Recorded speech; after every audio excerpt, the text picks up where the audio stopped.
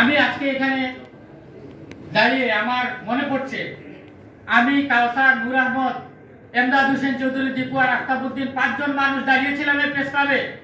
সিঁড়িতে দাঁড়িয়েছিলাম যে প্রেস ক্লাবে ঢুকতে হলে আমাদের বুকের উপর দিয়ে ঢুকতে হবে। আমাদের কষ্ট কাট করে রাখা হয়েছিল। আমি কৃতজ্ঞতা জানাতে চাই এখানে উপস্থিত আছে আমার ছোট ভাই, আমার হুফারি ভাই লুকমান, আমার বন্ধু নুরুল আলম সিদ্দিক খালেদ আর ছোট ভাই মকসুদকে, যারা সেদিন আমি বলেছিলাম আমি ফোন করে যে আমাদের লাশটা তোমরা নিয়ে যাও, আমাদেরকে গুলি করা হতে পারে। লুকমান তার লোকজন নিয়ে দাঁড়িয়েছিল আলী সেন্টারের পাশে, নুরুল আলম সিদ্দিকে খালেদ দাঁড়িয়েছিল আলী সেন্টারের পাশে, মকসুদ পলাতক থাকা অবস্থায় সেখানে দাঁড়িয়েছিল। আমাদেরকে গুলির হুমকি দেওয়া হয়েছিল এই প্রেস ক্লাব দখল করার জন্য। যারা করতে চেয়েছিল আল্লাহর রহমতে তারা পারেনি, কিন্তু তাদের চেতনা আকাশচুম্বী চেতনার কারণে তারা আমাদের থেকে পৃথক হয়ে চলে গিয়েছিল। আমাদেরকে বারবার ডিজিএফআই দিয়ে এনএসআই দিয়ে ডেকে নেওয়া হয়েছে, আমাদেরকে থ্রেট করা হয়েছে।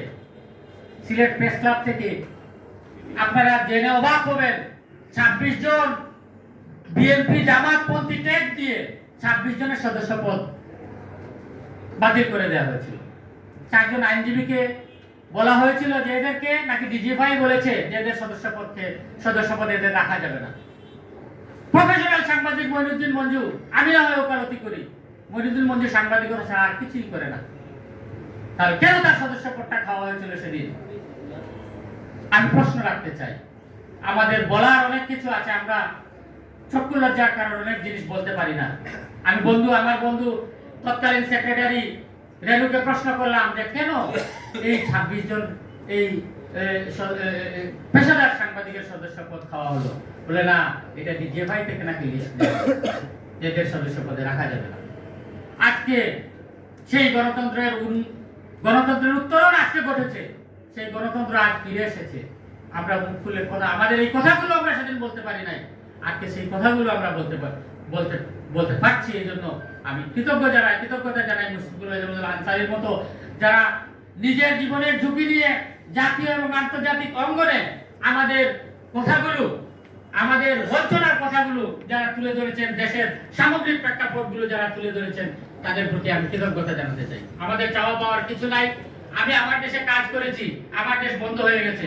দিগন্ত টেলিভিশনে কাজ করেছি, দিগন্ত টেলিভিশন বন্ধ হয়ে গেছে। সিএসবি নিউজে কাজ করেছি, সিএসবি নিউজ বন্ধ হয়ে গেছে।